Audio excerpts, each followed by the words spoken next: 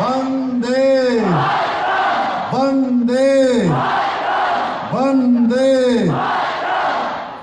गुरु राम राय विश्वविद्यालय के वार्षिक समारोह में मंच पर आसीन अभी जिनको आप सब लोगों ने सुना, हमारे उच्च शिक्षा, सहकारिता और चिकित्सा विभाग के मंत्री आदरणीय डॉक्टर धन सिंह रावत जी, धर्मपुर विधानसभा के हमारे लोकप्रिय विधायक आदरणीय विनोद चमोली जी,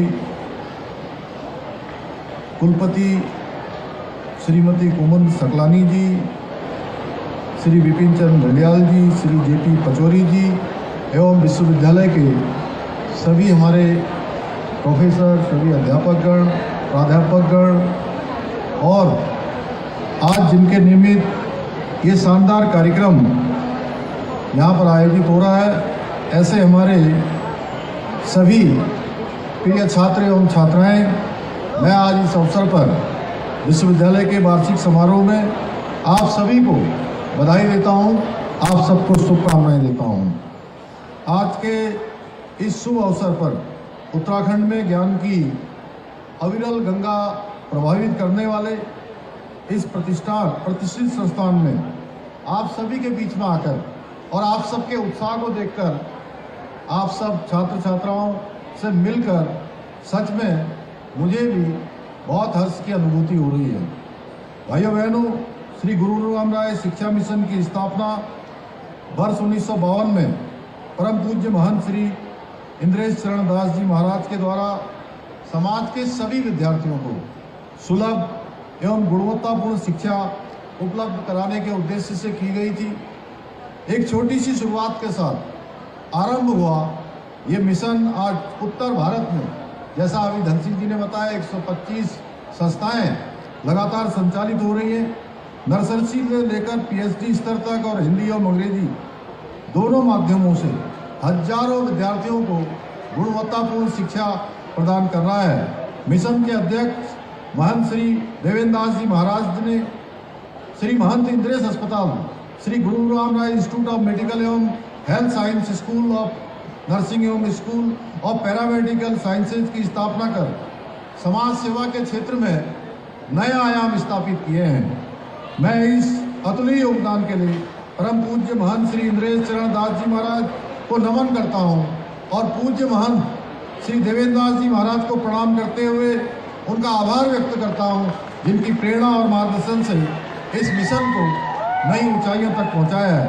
प्रिय विद्यार्थियों, आप केवल एक विश्वविद्यालय का केवल एक हिस्सा मात्र नहीं है, बल्कि एक जीवंत ऐतिहासिक और सांस्कृतिक परंपरा के आप सभी ध्वजवाहक हैं। क्योंकि संत परंपरा से जुड़ी संस्थाओं में केवल डिग्रियां ही प्रदान नहीं की जाती हैं, बल्कि संस्कार, विचार और जीवन मूल्यों के समग्र विकास को समान महत्व दिया जाता है। शिक्षा और संस्कार मनुष्य के जीवन के वो सबसे बहुमूल्य उपहार हैं, जो न केवल उनकी सोच को आकार देते हैं, बल्कि जीवन की दिशा और दशा दोनों को बदलने का सामर्थ्य भी रखते हैं। ये दोनों गुण अगर किसी व्यक्ति के अंदर विकसित हो जाए, वो अपने परिवार का ही नहीं, बल्कि अपने पूरे समाज और राष्ट्र के भी काम आता है। भाइयों बहनों, आदरणीय प्रधानमंत्री श्री नरेंद्र मोदी जी के मार्गदर्शन में और उनके सहयोग से हमारी सरकार उत्तराखंड के अंदर, देवभूमि के अंदर शिक्षा के निरंतर सुधार के लिए निरंतर प्रयास कर रही है। शिक्षा के महत्व को ध्यान में रखते हुए हमारी सरकार ने त्वरित रूप से निर्णय लेते हुए सर्वप्रथम नई शिक्षा नीति को प्रदेश के अंदर लागू करने का काम किया है। इस शिक्षा नीति द्वारा शिक्षा व्यवस्था को रोजगारोन्मुख और व्यवहारिक बनाने का प्रयास किया गया है। भाइयों बहनों, आप सभी जानते हैं रोजगार परिदृश्य तेजी से बदल रहा है। विभिन्न नवाचारों के कारण रोजगार के नए नए अवसर उत्पन्न हो रहे हैं और पुराने खत्म हो रहे हैं। इसके लिए हमने अपने युवाओं को फ्यूचर रेडी भी बनाना होगा।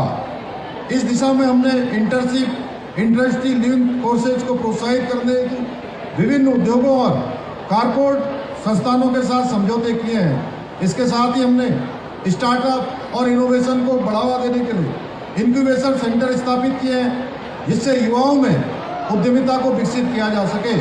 हमारा उद्देश्य है कि आप जैसे छात्र एवं छात्राएं अपनी शिक्षा पूरी करने के बाद केवल रोजगार ढूंढने वाले न बने, बल्कि आप सबके अंदर ऐसा कौशल विकसित हो कि आप सभी आने वाले समय में रोजगार देने वाले बने। भाइयों बहनों, मैं भली भांति जानता हूँ आपका यूनिवर्सिटी फेस्टिवल चल रहा है, जिसमें कई शानदार प्रस्तुतियाँ अभी यहाँ पर प्रस्तुत की जाने वाली हैं, जिसे लेकर आप सभी बहुत उत्साहित हैं।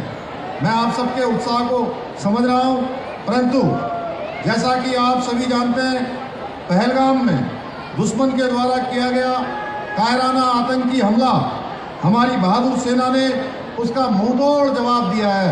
पाकिस्तान के आतंकी निशानों को नष्ट करने का काम किया है। मुझे गर्व है हम उत्तराखंड की वीर भूमि से आते हैं, जहाँ से हर परिवार से कोई न कोई सेना से जुड़ा हुआ है। मैं स्वयं भी एक सैनिक परिवार से हूँ।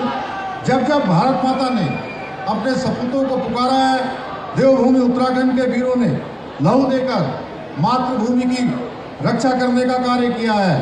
आप में से भी कई लोगों के परिवारजन भारतीय सेना में सेवा दे रहे होंगे। कोई बर्फ से ढके दुर्गम पोस्टों पर डटा होगा, तो कोई तपती हुई रेगिस्तान में माँ भारती की रक्षा कर रहा होगा।